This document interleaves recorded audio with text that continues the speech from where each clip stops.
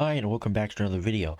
And I am actually recording this late at night, but I will be scheduling to release this video tomorrow morning.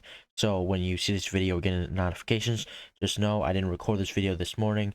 I want to try and upload this video as recent as this news in the mainstream media is going. But anyways, today I'm going to be talking about the Trump New York City rally and the criticism it's getting on the mainstream media from Democrats, even from some Republicans as well. And it's really quite something. So as you can see here, we got a bunch of articles here. These are the top stories: CNN, NBC News, Fox News, New York Times.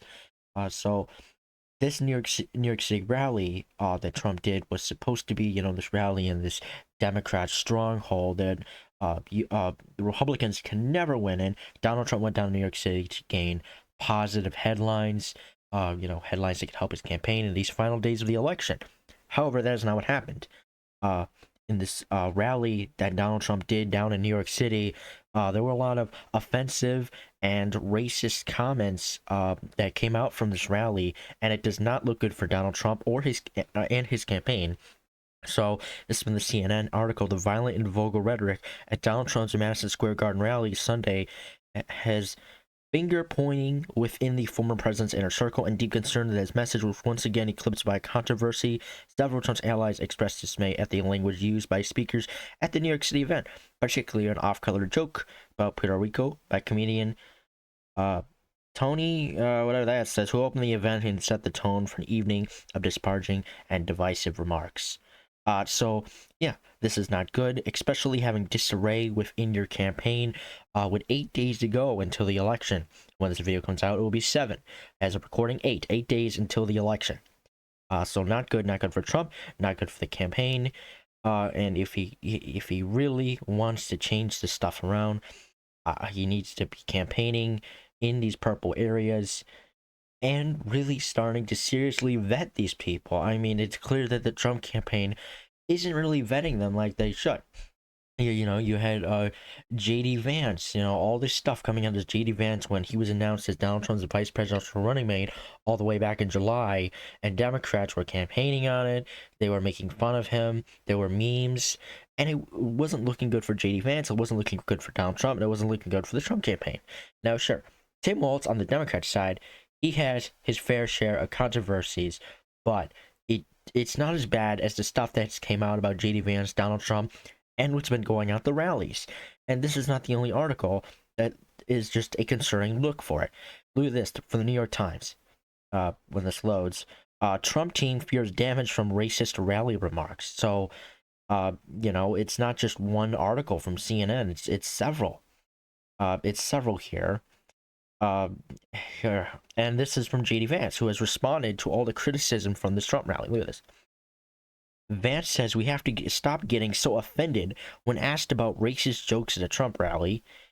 So, again, not a good look for the Trump campaign, especially when you're refusing to condemn these comments. The Trump campaign could have came out and they could have said, we didn't vet these people properly. It's our mistake. We apologize, But JD Vance is doubling down here and saying that we have to stop getting so offended. We have to stop being so sensitive. He didn't use the word sensitive, but that's another way to describe of what JD Vance is saying, and it's still another bad look for the Trump campaign. And Trump, I don't know if he understands this is bad. I hope he does. I really hope he does, because if he wants to win, he needs for this offensive language that is insulting to these groups, that he needs to win the election and to become the 47th president of the United States to win. So yeah, this is just looking really bad for the Trump campaign now.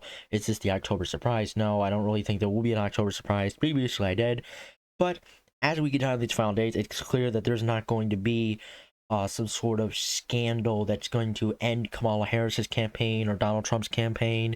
It's a close race. This country's clearly divided between these two candidates, and it's going to be a very close election on November 5th, 2024. So, with that in mind, we need to remember that any scandal that breaks, any controversy that happens within this next week, It will not be the end of Donald Trump's campaign. It will not be the end of Kamala Harris's campaign.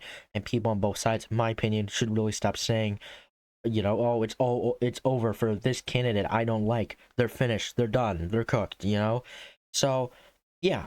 But I still believe that this rally is a bad look for Donald Trump, his campaign, his message, and it's why I continue to believe why he won't win the election. I don't really think the math is there for him, and I don't think the path is there for him. Uh, Kamala Harris has been doing very well in the states that she needs to win. The early voting looks very good for her, as I said in my previous video, or a couple videos ago. And yeah, I do think Kamala Harris will win, Donald Trump will lose. You know, obviously there's disagreements. People think the math is different, the numbers are different. But yeah, people are entitled to their opinions. And, you know, we come up with the math differently. Some are biased, some are not, you know. But we'll see how it looks on November 5th, 2024. And I'm very excited to see what it looks like. So yeah. But anyway, that is the video for today. Thank you guys so much for watching. If you like this video, please consider liking and subscribing and following my Twitter @VoteBreakdown. And I will see you guys in the next video. Bye.